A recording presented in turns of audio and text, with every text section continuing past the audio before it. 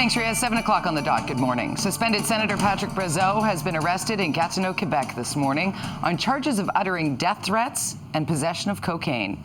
Brazeau was taken into custody around 4 a.m. Eastern Time after police responded to a domestic disturbance call. Today's arrest is the latest legal trouble for the 39-year-old who's facing a sexual assault investigation as well as fraud charges laid by the RCMP in relation to the Senate spending scandal. Oscar Pistorius is back on the stand at his murder trial today for another round of blistering cross-examination. Today, the prosecution accused Pistorius of being egotistical and uncaring in his relationship with girlfriend Riva Steenkamp. He fatally shot her through a bathroom door on Valentine's Day 2013, saying he mistook her for an intruder. The prosecution insists Pistorius intentionally killed her after an argument. Earlier, lawyers characterized an apology Pistorius issued to Steenkamp's family as insincere spectacle. I can remember pulling the trigger, my lady. But you didn't aim at anything? The firearm was aimed at the door at that time, my lady. Did you want to shoot the people coming out of the door or not? I didn't have time to think about if I wanted to or didn't want to, my lady. I heard a noise coming from inside the toilet and I discharged the firearm.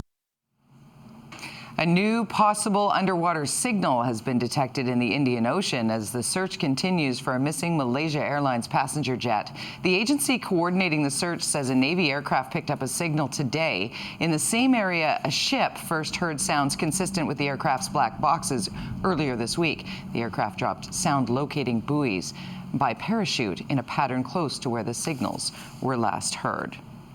RCMP and ICBC have a difference of opinion, and many drivers in Richmond find themselves caught in the middle. Greg Harper is joining us live now from Richmond with more on this. Greg?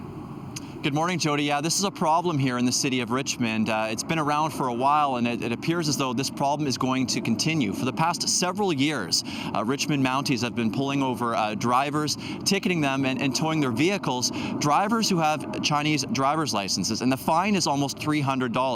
Mounties say this is because they can't verify whether or not the licenses are valid, and the courts have actually backed this up after numerous drivers were unsuccessful in challenging the policy.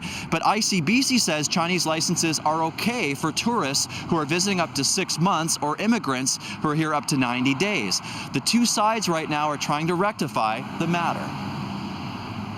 Mistakes happen from time to time. Obviously, we want to make sure that the RCMP and ICBC are collaborating so that those kinds of mistakes can be minimized as much as possible. In Vancouver, by the way, Vancouver police say foreign licenses are okay as long as the driver has translation documents to go along with it. Jody? All right, interesting stuff. Thanks very much. Greg Harper reporting live for us from Richmond this morning. The Canada Revenue Agency is hoping to get its online filing services operational once again by the weekend. The e-file and NetFile systems were locked down yesterday morning because of the so-called Heartbleed computer bug. The shutdown is precautionary as the CRA assesses its site's vulnerability to the threat. Other federal systems are also being examined. It's not yet clear how many businesses may be exposed, but the Canadian Bankers Association says the bug has not affected online applications at Canadian banks.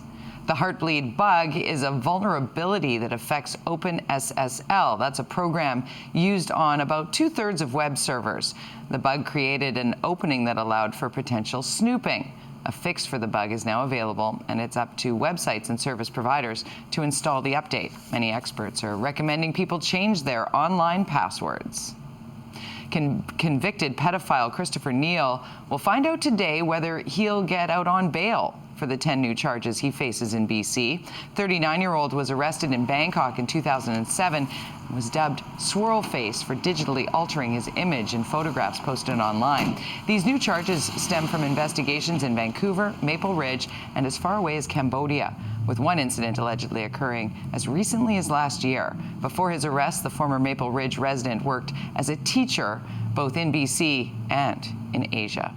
Jenny Kwan is back in the BC legislature after a controversial leave of absence. The NDP MLA briefly stepped aside in the midst of the scandal at the Portland Hotel Society. Her ex-husband worked at PHS using the nonprofit's money to pay for 2 family vacations. Kwan says she paid back the $35,000 using 2 personal lines of credit. I think it's important that I come back to represent the people of Vancouver Mount Pleasant. I am deeply appreciative of their understanding, their patience at this very difficult time for me personally. Kwan's former husband was among the executive team that stepped down at the Portland Hotel Society. Auditing showed questionable spending practices on things like trips, hotel stays, and limo rides. The PHS provides social services on Vancouver's downtown east side.